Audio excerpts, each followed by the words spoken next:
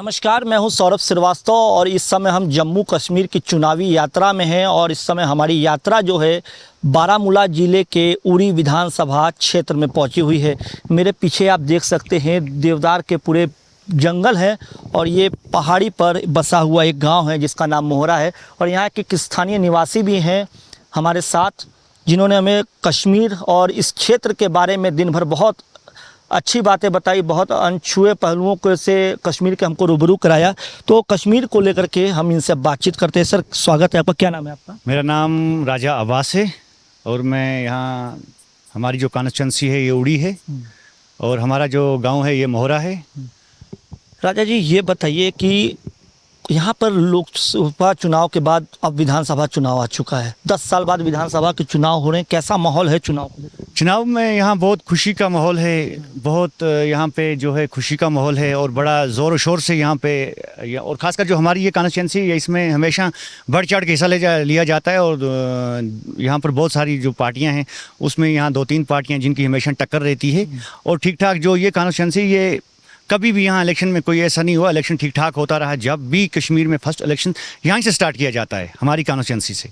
बहुत हम आपके गांव आए, बहुत अच्छा लगा, गांव के लोग से भी बातें की। तो यहाँ के कश्मीर को लेकर के जो पूरे देश में एक बातें हैं उस पर आप क्या राय है? उसमें ये देखो, आपने तो देखा, दिन भर देखा आपने, वो क्या आप मतलब कैसा है कश्मीर, कैसा है कश्मीर के लोग कैसे हैं। आपने देखा कश्मीर के लोग बड़े प्यार वाले हैं, मोहब्बत वाले हैं और रिस्पेक्टेड लोग हैं ये कश्मीर। मैं सब अपनी चुनावी यात्रा में कश्मीर में एक परिवार में रात को रुका भी हूँ, खाना भी साथ में खाया। खाना भी साथ में खाया। आपने खुद भी देखा होगा कि कश्मीरी कैसे हैं। हाँ। तो आपने खुद भी देखा होगा कश्मीरी कैसे हैं।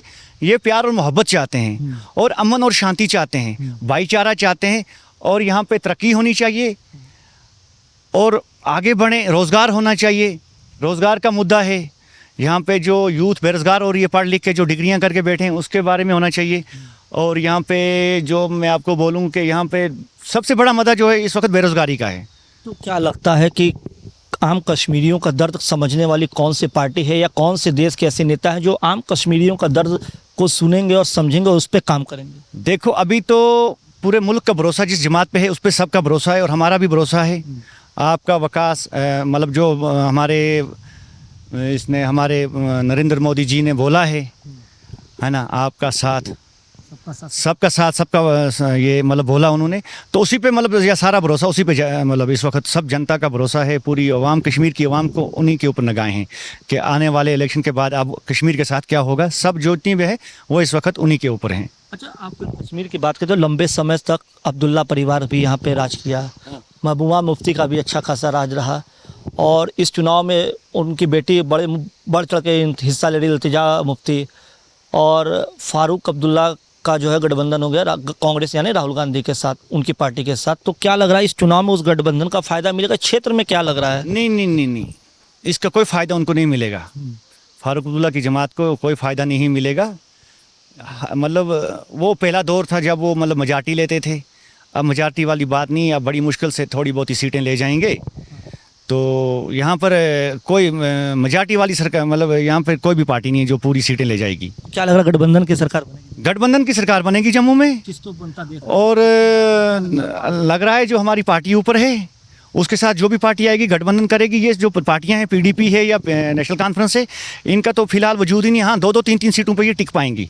हाँ, 2-2, 3-3 सीट पर। एक सवाल मेरे मन में ये है कि मान लीजिए अगर राहुल गांधी और फारूक अब्दुल्ला का गठबंधन न हुआ था, कांग्रेस और इनका एनसी का गठबंधन नहीं होता, तो क्या राहुल गांधी के राजनीति को आप किस तरीके से देखते हैं? पहले के राहुल गांधी और अब के राहुल गांधी में क्या? देखो, राहुल गांधी की जो राजनीति है वो अभी उस राजनीति पे नहीं पहुंच सकता है जो पहले, जो उसका बाप था, जो उसकी माँ थी।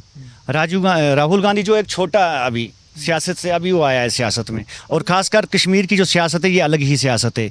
और वो आज जो है आज घर घर में लीडर हैं। हाँ, आज घर घर में लीडर हैं। आज फारूक अब्दुल्ला की पार्टी फुल मेजॉरिटी से सीटें नहीं ले सकती है, मैं दावे से कह सकता हूँ। फारूक अब्दुल्ला की जमात की ज़्यादा से ज़्यादा 7 से 8 सीटें ले जाएंगी, ये हद हो गई। 5, 6, 7, इससे ऊपर नहीं। पीडीपी 2-3 सीटों पर निपट जाएगी। हाँ, बाकी जो इधर इस वक्त जो लहर है वो इंजीनियर की लहर है। हाँ, उसकी लहर है। बुखारी साहब हैं हमारे, अपनी पार्टी जो अल्ताफ़ बुखारी है उसकी है, वो सीटें लेंगी और इंजीनियर रशीद सीटें लेगा लुन साहब भी सीटें लेगा, सजाद लुन भी सीटें लेगा। चुनाव में ये दिलचस्प है कि पहले कश्मीर में 3-4 पार्टियों का चर्चा था, लेकिन इस समय कई पार्टियां जो बड़ा पहला इलेक्शन होता था, उस इलेक्शन में 2 ही पार्टियां होती थी कश्मीर में, या 3, पीडीपी, कांग्रेस और एनसी, और इनमें ही सीटें बांटी जाती थी। अब तो सजाद लुन की पार्टी भी है, पीपल्स कॉन्फ्रेंस भी है, अब तो इंजीनियर रशीद की पार्टी भी है, अब अल्ताफ बखारी की पार्टी भी है, अब बहुत सारी पार्टियां हैं। तो अब जो सीटें हैं ये मतलब आधी आधी हो जाएंगी। इसमें नेशनल कॉन्फ्रेंस 5 से 6 सीटों पे सिमट जाएगी, वो भी जो कुछ सीटें 5-6 सीटें उसकी हैं कुछ ही, वो ही ले जाएगी। तो चुनाव की बात होगा, लेकिन हमें एक अंतिम सवाल है और इस पे बड़ा हम आपसे स्पष्ट जवाब जानना चाहेंगे और समझना चाहेंगे। कश्मीर में जिस तरीके से लोगों में एक आपसी भाईचारा, मैंने अभी रास्ते में देखा, वो मंदिर पड़ा था जी। और मंदिर के अंदर एक महिला बैठी थी, आरती हो रहा था, बाहर मंदिर परिसर में एक महिला बेंच पे बैठी थी, बुर्का पहनी थी।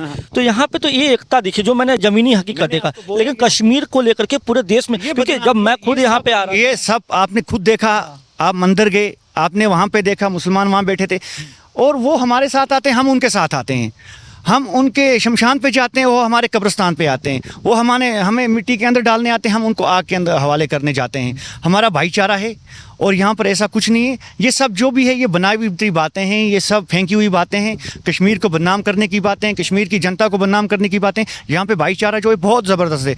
अगर किसी बाहर के टूरिस्ट का यहाँ बटुआ भी गिरेगा, परस गिरेगा, उसमें क्यों ना 10 लाख रुपया हो, अगर उस पर्स में आपका 10 लाख रुपया है लेकिन पुलिस साथ आपका मोबाइल भी नंबर भी है, तो 99% चांस है कि आपका 10 लाख वापस आ सकता है। कश्मीर में ऐसे लोग रहते हैं। ये आखिर जो कश्मीर, देखिए जैसे मैं बारामूला में हूँ, कल से बारामूला में हूँ, लोगों ने कहा कि बारामूला जो हमारे इलाके के लोग हैं, उत्तर प्रदेश बिहार के लोग, करे जो जानने वाले थे, आप बारामूला जा रहे हो, बड़ी खतरनाक जगह है, संभल के जा रहा, लेकिन हम आए तो कुछ ऐसा महसूस नहीं हो। तो ये देश में कैसे ये भावना कैसे खाली ये पॉलिटिक्स और ये सियासी जो ये लोगों ने बना रखा है कश्मीर को बदनाम करने के लिए, ऐसा कुछ नहीं है कश्मीर में। कश्मीर में प्रेम और भाईचारा ज़बरदस्त है, आपने खुद भी देखा, और मैं ही नहीं, आपको बहुत सारे लोग भी मिले दिन को, तो आपने खुद देखा। मैं आपको क्या बताऊं, आपने खुद देखा कि क्या कैसे लोग हैं यहाँ पर, है ना, आपने खुद देखा ये। तो अब आपको मुझे बताने की क्या ज़रूरत है कि मैं आपको क्या बताऊं। किसी से अपील करेंगे कि कश्मीर की छवि को सुधारने के लिए देश भर में जो कश्मीर की छवि सुधरे, डर खत्म हो देश भर में जो कश्मीर को लेकर के, कैसे? मैं यही कहता हूँ कि कश्मीर के अंदर आएँ और देखें कश्मीर कैसा है, क्योंकि जो लोग बाहर गए हैं, बाहर उनको पता नहीं है कश्मीर कैसा है। उनको जो मतलब दिखाया जाता है वो उस पे वो करते हैं, है ना। तो वो आएँ और देखें कश्मीर के अंदर भाईचारा कैसा है। इस वक्त भी आप जाओ झील डल में, आपको डल के अंदर एक भी हाउस बोट खाली नहीं मिलेगा, आपको एक भी होटल खाली नहीं मिलेगा। मतलब ये सब फेंकी हुई बातें थी, अब लोगों ने देखा और आ रहे हैं, और कश्मीरी उनको वेलकम कर रहे हैं। बाहर के लोगों को कश्मीरी वेलकम कर रहे हैं कि आप आओ, क्योंकि उनका रोज़गार शुरू हुआ, फिर दोबारा से शुरू हुआ। इसी तरीके जिस तरह मतलब इस सरकार ने जो है, हमारी जो केंद्र सरकार है, इसने रोज़गार मतलब ये टूरिस्ट खोला, हालातों को बदलाया। अब हमें उम्मीद है कि आगे और बड़ा कदम उठाएंगी और जनता का, नौजवानों का दिल जीतेंगी, और नौजवानों को मतलब यही अब उनकी निगाहें उनके ऊपर कि रोज़गार के बारे में, कि नौजवानों को कैसे रोज़गार मिलेगा। जब नौजवान अपने रोज़गार की तरफ हो जाएगा तो सब मसले ख़त्म हो जाएंगे। मसला यहाँ ही अटका था। ये हमारे साथ है उरी विधानसभा के एक वोटर और एक कश्मीरी, जो कश्मीर के हालात, कश्मीर की खूबसूरती और कश्मीर के लोगों का व्यवहार के बारे में हमें बताए।